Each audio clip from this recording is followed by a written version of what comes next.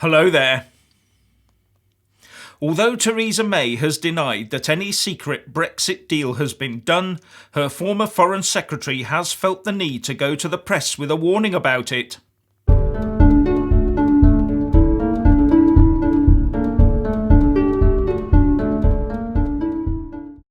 Over the weekend, news came out that Theresa May had forged a secret deal with the EU and was about to bounce it on her cabinet on Tuesday. In response, she is reported to have spent hours on the phone, calling colleagues to assure them that this was not true and was just pure speculation. Now, according to UKIP, sources are saying a deal has been done and that the UK will leave the EU at 11 p.m. on the 29th of March 2019, but under the following conditions. 1. The UK will become an associate member of the Customs Union.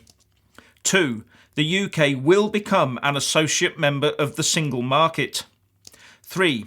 The UK will adhere to rulings of the ECJ and ECHR if the EU deems it must. 4. The UK will allow free movement of EU citizens into the UK and grant them all the rights of British citizens. 5. The UK will only form foreign trade deals which the EU approves. 6. The UK Parliament will comply with the rulings of the EU Parliament and incorporate these into British law if the EU demands this. 7. The UK will pay the EU the membership fees agreed with no rebates. Now, these are all reports and claims, but if true would herald a complete betrayal of the people and prove that exiting the EU was never on the establishment's real agenda. In fact, just looking at that list and you can see that Theresa May's deal is worse than staying in the EU. It comes with all the legal and financial obligations with none of the say. But do bear in mind that we had minimal to zero say while we were in the EU anyway. So this suspected deal is therefore not only Brexit in name only, it is also a bad deal. A very bad deal.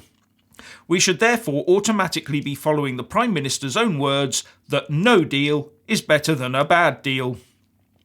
This so-called deal should already have been fed into the shredder and the paper it was written on should by now be on the way to the recycling plant. As the UKIP leader Gerard Batten said of the reports, if this turns out to be true, then it will be a complete betrayal of the referendum result. Only a complete exit from the EU will deliver the result 17.4 million people voted for. Only UKIP will continue to campaign for achieving an exit from the EU. UKIP will continue to work to restore Britain's former status as a fully independent democratic nation state for as long as it takes. And of course the struggle for full UK independence would have to continue, and would continue, with the main casualties here being democracy and the Conservative Party. But in the short term, there is the danger that Theresa May could get her deal through Parliament. Talking to Sky News, the former UKIP leader Nigel Farage said, "Well, from previous experience of this, the rebels within the Conservative Party tend to melt away and become a relatively small number. And I would have thought there'll be quite a lot of Labour MPs in the Midlands, the North, South Wales, sitting in seats where there was a big Leave majority, and by voting for May's deal they can say to their constituents, I voted for us to leave the European Union, even if the detail means we haven't really." And he went on to say that in his estimation the PM will get the Customs Union style deal through Parliament, but that all the issues raised in the referendum will dominate British politics for at least the next decade.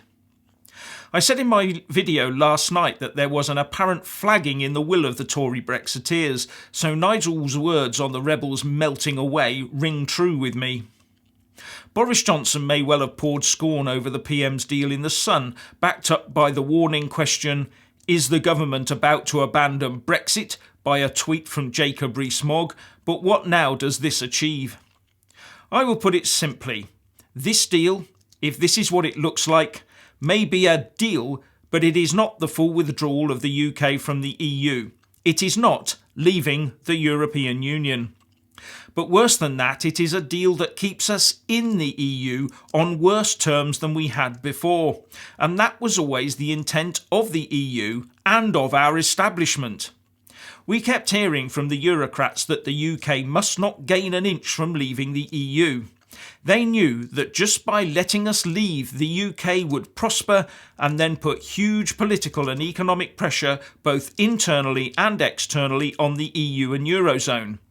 But our own establishment agrees with them wholeheartedly, as they too are wedded to the greater EU project, so they fixed it between themselves to keep us in. But worse than that, if the voters keep falling for the red on red fear-mongering at each general election, they will keep voting for the same old people who will then use their time in power to try and get us back in the EU. They will claim otherwise, but their aim will be to quietly negotiate us back in, whether they be blue, red, yellow or green. They must not be given that opportunity. The trouble is the EU will just once again play hardball with a weak and willing UK establishment, until they've bled us dry.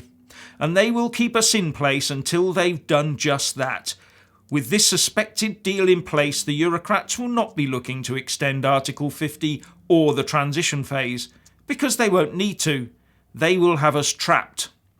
And be in absolutely no doubt, the Remainers out there will pay any price they are prepared for you to pay to achieve that. Unless you want a wasteland UK, it is now too late to stay and too late for checkers. We must walk away immediately. So, please let us all know what you think by leaving a comment below. Thank you for watching. Please do like and share this video, and also subscribe to my channel. And when subscribing, please do remember to press on the little bell next to the subscribe button. That way you'll get an alert every single time I put up a new video. Thank you very much for watching.